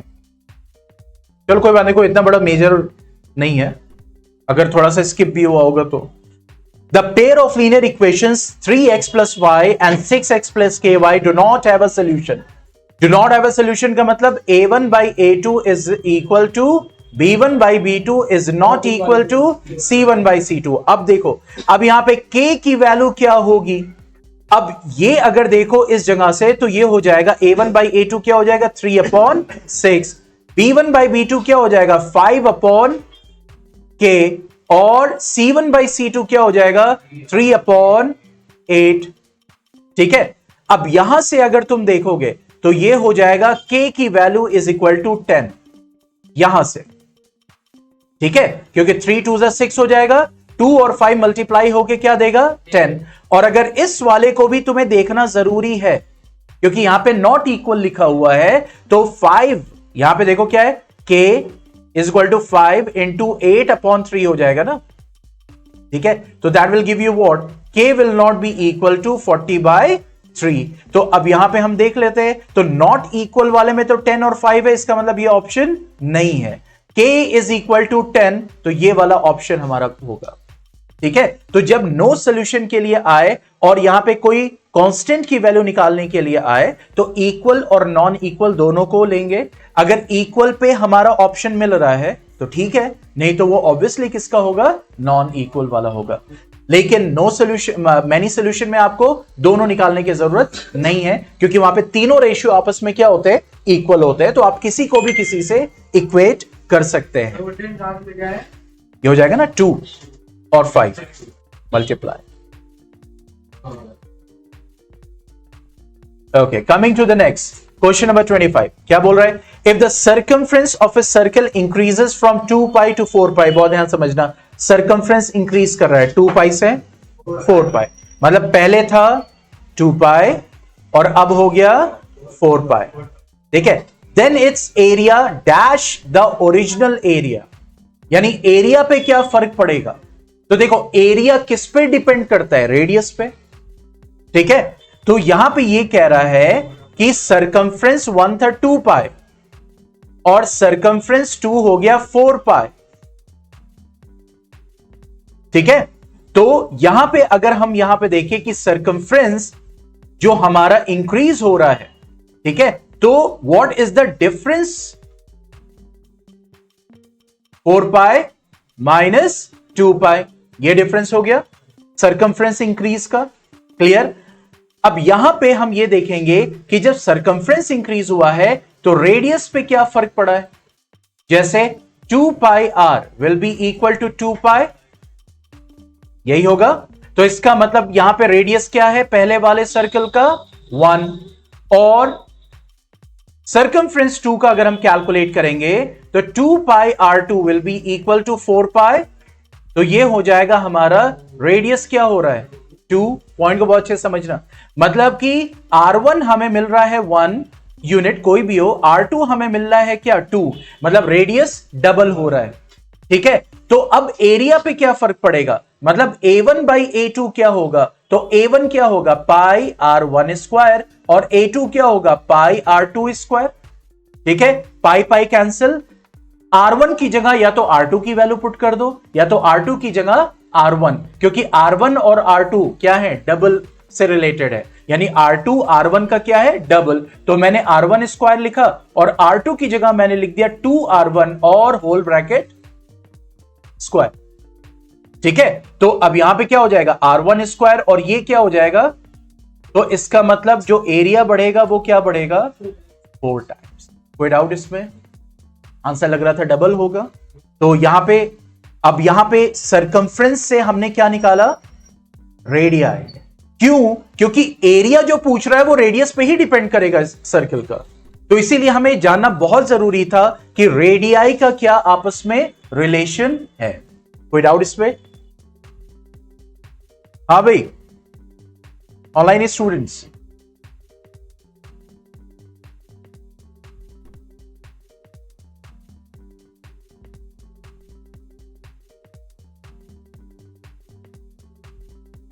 Now coming to question number 26, क्या बोल रहा है, given that sin theta is equal to a by b, तो कह रहा है tan theta क्या होगा, वही वाला याद करो क्वेश्चन, एक ट्रिग्नोमेट्रिक रेशियो के फॉर्म में दूसरा, ठीक है। अब देखो sin थीटा की वैल्यू दी हुई है और हमें निकालना क्या है tan थीटा, और यहां कहीं भी तुम्हें कुछ और दिख रहा है सिवाय a और b के, नहीं दिख रहा है, ठीक है।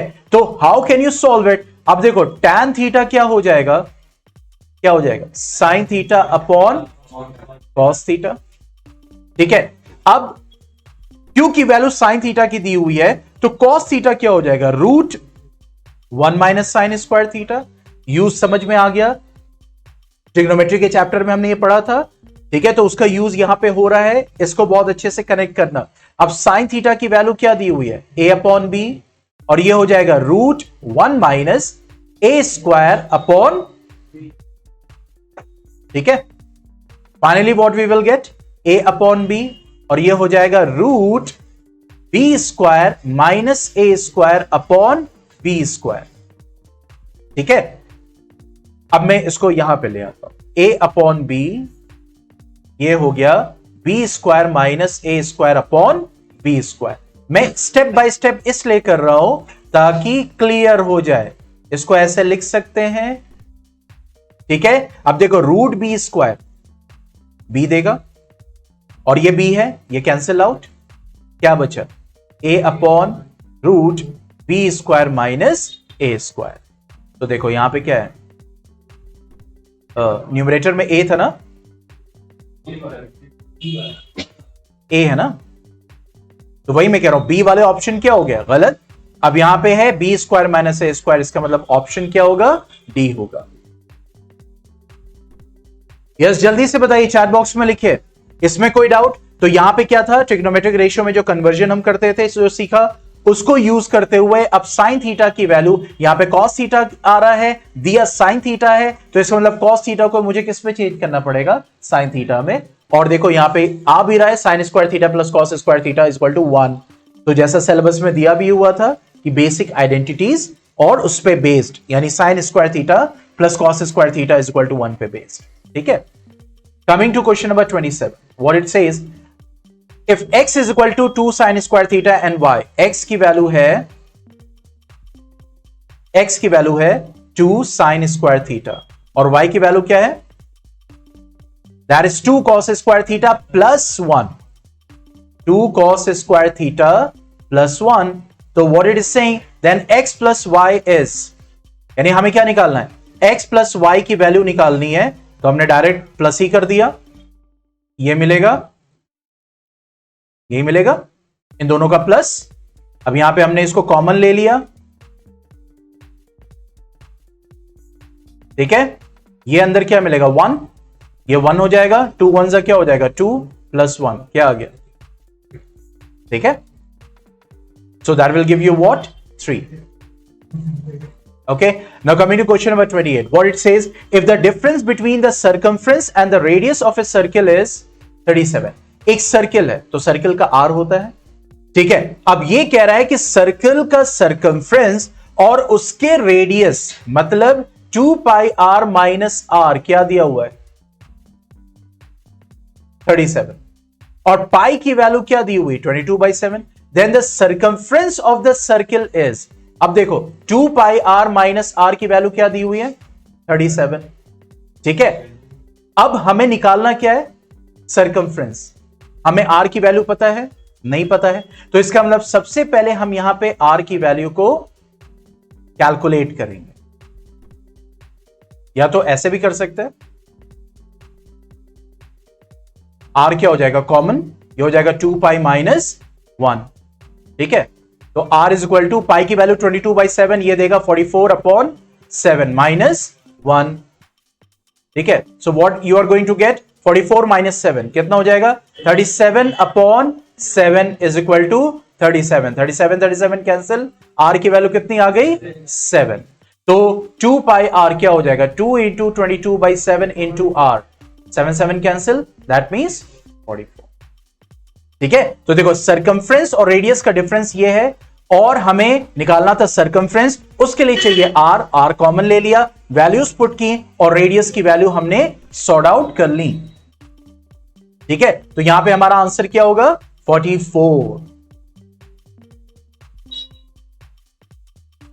ठीक है। Next one, the least number that is divisible by all the numbers from 1 to 10 both inclusive, यानी सबसे छोटा नंबर इन चारों में से जो 1 और 10 इंक्लूड करता हुआ सबसे डिवाइड हो जाए, 1 से भी डिवाइड हो जाए, 2 से भी डिवाइड हो जाए, 3 से भी डिवाइड हो जाए, 4 5 6 7 8 9 10, तो ऐसा नंबर जो सबसे डिवाइड हो जाए, तो ये 1 से लेकर 10 तक का एलसीएम होगा ना।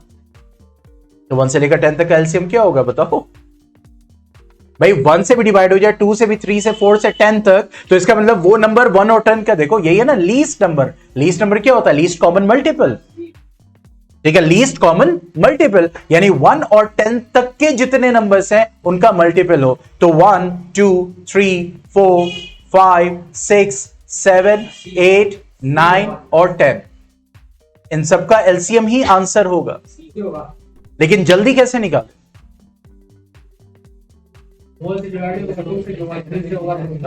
जल्दी कैसे निकाले? जल्दी कैसे निकाले? अब ठीक है,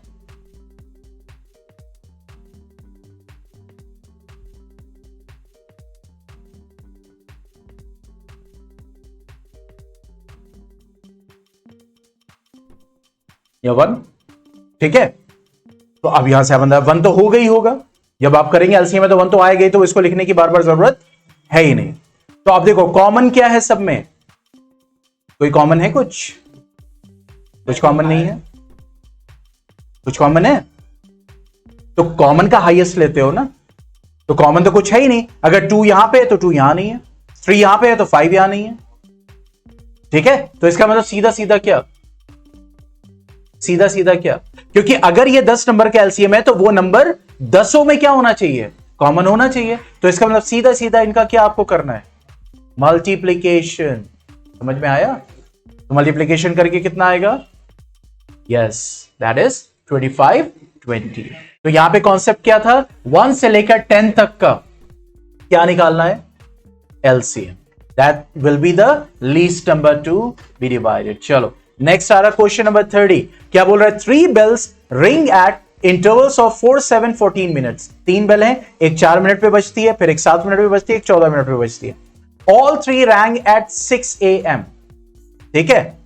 When will they ring together again? अब देखो यहां पे पॉइंट को समझो, ये आपका HCF और LCM बेस्ड है, ठीक है।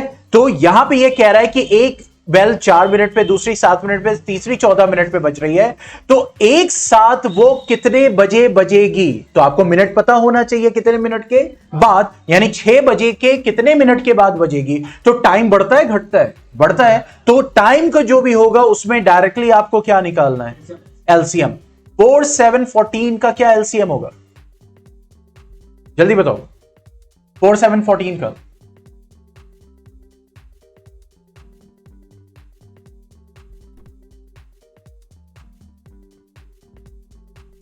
यस 28 क्या आएगा, 28 नहीं, ऑनलाइन वालों को भी वेट कर रहा हूं, कैसे फंस गए ऑनलाइन वालों को भी। 28 आ गया, इसका मतलब एलसीएम क्या आ गया, 20, यानी 28 मिनट के बाद तीनों एक साथ बजेंगे, तो 6:28 मिनट क्या होगा आंसर। आप देखो यहां पे एएम हो सकता है, पीएम वाला भी दिया हो, तो बहुत ध्यान से आपको लगाना है आंसर। लेकिन इत्तेफाक से यहां पे सब के सब क्या है, एएम है, तो 28 मिनट क्या है, यानी 28 मिनट के बाद तीनों एक साथ बजेंगे, ठीक है। तो टाइम वाले केसेस में आपको एचसीएफ कैलकुलेट ही नहीं करना है। एचसीएफ का मतलब क्या होता है, हाईएस्ट तो होता है, लेकिन आप कॉमन वैल्यू जो लेते हो वो कम लेते हो, यानी कि पीछे जा रहे हो, लेकिन जब टाइम तो आगे भाग रहा है ना, ठीक है। Coming to the next,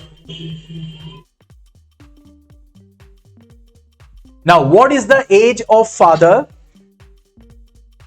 father की एज क्या होगी, if the sum of the ages of a father and his son is 65 and twice the difference of their ages is 50 years। तो मैंने हमेशा एज वाले में कहा है कि ये देखो, अभी क्वाड्रेटिक इक्वेशन ये सारी चीजें, बस ये देखो कि यहां पे आपके पास किससे किसको कंपेयर किया जा रहा है। देखो यहां पे कह रहा है एज ऑफ फादर निकालना, एज ऑफ फादर ही है, लेकिन आगे क्या बोल रहा है, sum of the ages of father and son, यानी फादर और सन की एज को आप ऐड करोगे तो कितना मिलेगा, दैट इज 65 वैल्यू मिलेगी।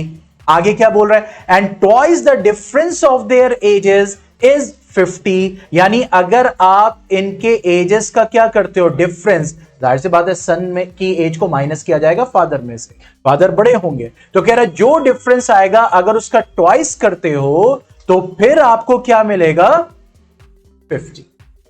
ये कह रहा है, ठीक है। अब निकालना किसकी एज है, फादर की, और यहां पे दूसरी एज क्या है, सन। अब याद करो इसी सैंपल पेपर में हमने y को एलिमिनेट करते हुए क्वेश्चन किया, वहां पे भी एक ही बोल रहा था, तो हम इसको ले सकते हैं x plus Y is equal to 65, और इसको ले सकते हैं x minus y is equal to 25, yes और नो, ले सकते हैं। अब हमने x फादर माना हुआ है, तो plus y minus y cancel, यानी 2x इज इक्वल टू कितना हो जाएगा, 90, यानी x इज इक्वल टू, तो देखो जल्दी से सॉल्व हो गया, x की वैल्यू कितनी आ गई, सॉरी पॉइंट समझ में आ गया, एनी डाउट।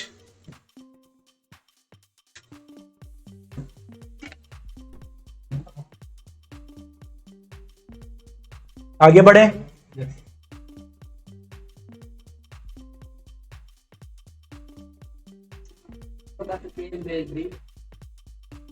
क्या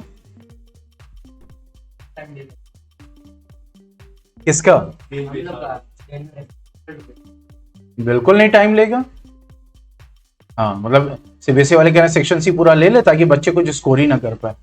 सीबीएसई का पूरा पेपर टाइम मैनेज्ड होता है, ये याद रखिए, इस चीज को एकदम दिमाग से निकाल दो। अरे क्यों नहीं हो पाएगा, पहले ही सोच के बैठा हुआ फिर क्यों, उसमें कोई बड़े लंबे चौड़े होंगे। अरे तो सेक्शन सी में ओएमआर भरने में क्यों, हाँ पूरा पेपर 90 मिनट में हो जाएगा, ओएमआर भरने के लिए टाइम चाहिए। सही बात है, कश्यप को पता नहीं क्या हो गया है। आप जो ओएमआर भर रहे हैं और उसके पहले उसके बाद आपको एक्स्ट्रा टाइम दिया जाएगा। दूसरा जो क्वेश्चंस डिजाइन किए गए हैं और ओएमआर भरने में कितना टाइम लगेगा, 1 मिनट। पहले से ही भर गया, वो तो प्रीफिल्ड आ ही रही है, मतलब ऑप्शंस को रिस्पॉन्स देने में वो सब काउंटेड है। ये थोड़ी है कि ओएमआर अगर भरा जाए तो ऑन एन एवरेज आधा घंटा तो लगेगा ही, तो वो 2 घंटे का पेपर होना चाहिए था। ये सब कुछ इंक्लूड करके पूरा पेपर बनाया जाएगा। एक बार टाइम के साथ प्रैक्टिस किया कभी नहीं ना, एग्जाम दे रहे हो ना प्री बोर्ड, उसमें क्या हो रहा है।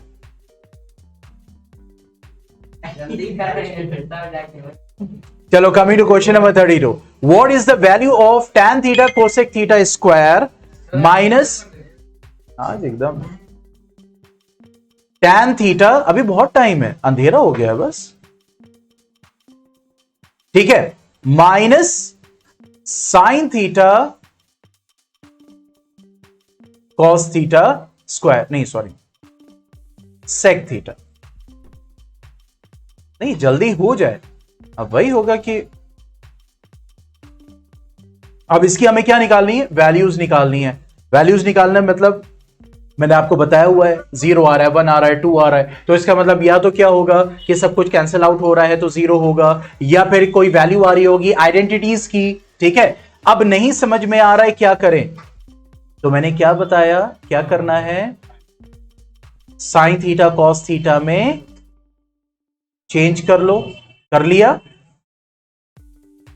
ये क्या हो जाएगा, ये हो जाएगा,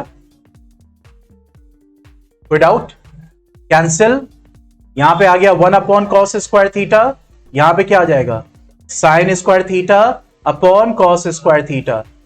अब 1 माइनस साइन स्क्वायर थीटा हमें क्या देगा, और ये क्या होगा, दैट्स इट, ठीक है। तो वैल्यूज पुट करना है, क्योंकि वैल्यू 0 1 2 आ रही है, तो मैंने हमेशा कहा 0 का मतलब है सब कुछ कैंसिल आउट हो रहा है, 1 का मतलब है कि या तो कोई स्क्वायर आइडेंटिटी बच रही है बाद में जिससे हमारा आंसर 1 आएगा, या कोई स्पेशल दिया जाए जैसे कि इससे पहले सॉल्व किया था cos theta cos square theta वाला, ठीक है। और अगर 2 आ रहा है तो वो भी क्या है, सम हो रहा है, तभी आएगा 2। तो वहां पे हमें ये सारे ऑप्शंस अपने माइंड में रखने हैं। आगे बढ़े,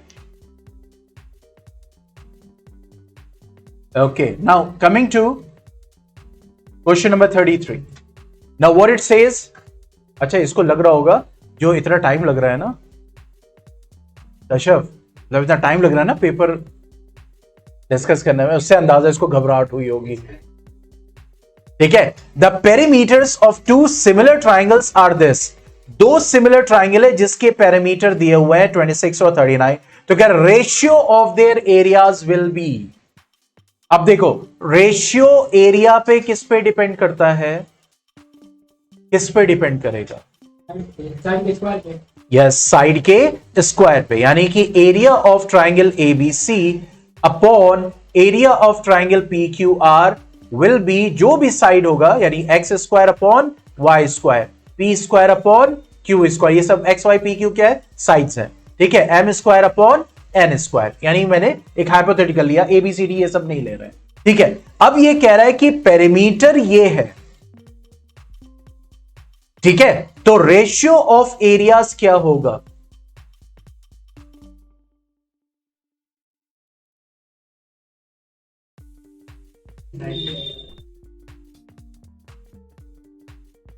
हाँ पेरीमीटर क्या होता है,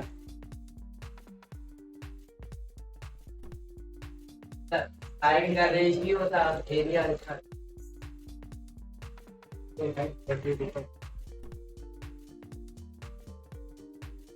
हाँ भाई यस ऑनलाइन स्टूडेंट्स, एरिया और साइड के स्क्वायर तो करेक्टेड है, पेरीमीटर तो किसी ने कुछ कहा ही नहीं था भाई, क्यों?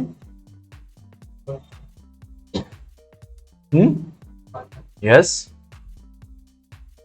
सर वो इस ट्रायंगल अब यहां से समझो,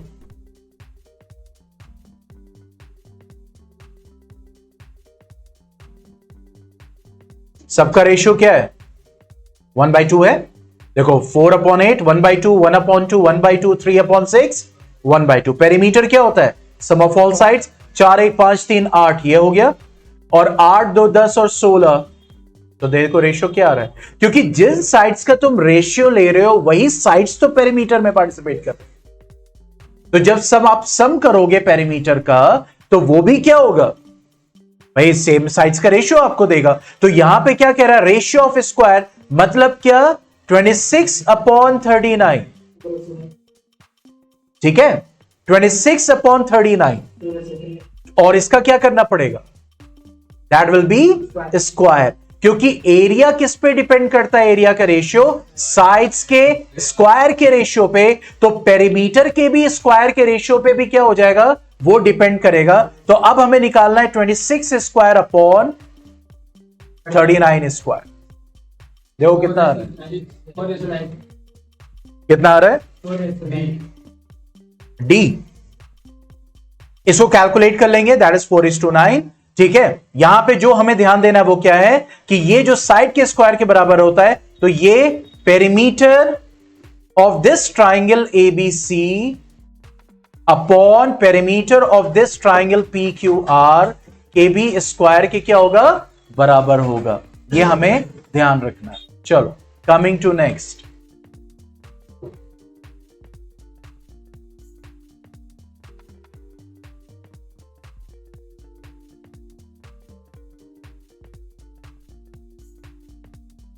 मैंने सोचा तो हो जाएगा, लेकिन सबकी हिम्मत टूटती हुई दिख रही है। नहीं, अभी सबसे पूछ लो। हाँ भाई, अब बताइए भाई, ऑनलाइन स्टूडेंट्स हैं, ये बताइए कंटिन्यू करें या क्या कहते हैं आप लोग, या एक दिन और लग जाएगा? सर रुमा मिला वो नो सर। जल्दी बताइए ऑनलाइन स्टूडेंट्स।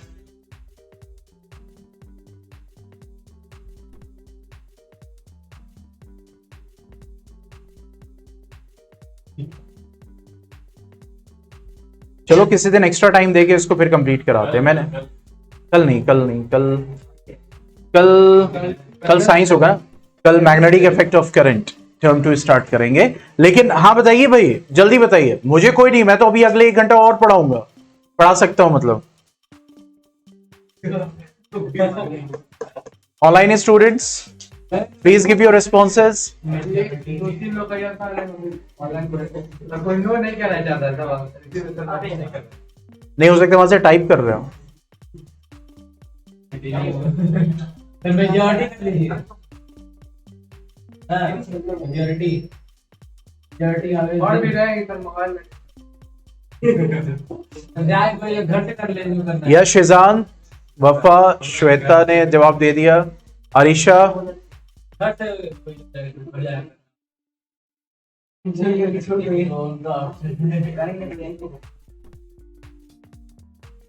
चलो एक काम करते हैं, इसको नेक्स्ट कवर करते हैं।